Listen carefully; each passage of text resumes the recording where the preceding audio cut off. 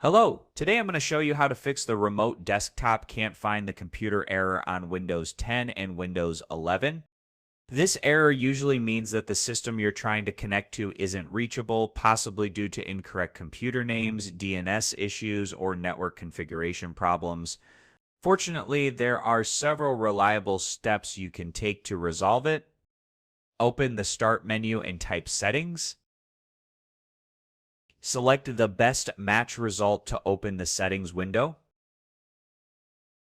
In the settings window, scroll down on the right side and click on a remote desktop. Toggle the switch to on under remote desktop, connect to and use this PC from another device. A confirmation box will appear. Click confirm to enable remote desktop. After enabling remote desktop, your PC name will appear at the bottom of the section. Use this PC name when connecting from another device on the network. That's all. Remote desktop should now be discoverable and working properly. Thank you for watching this quick tutorial. I hope this helped and see you in the next one.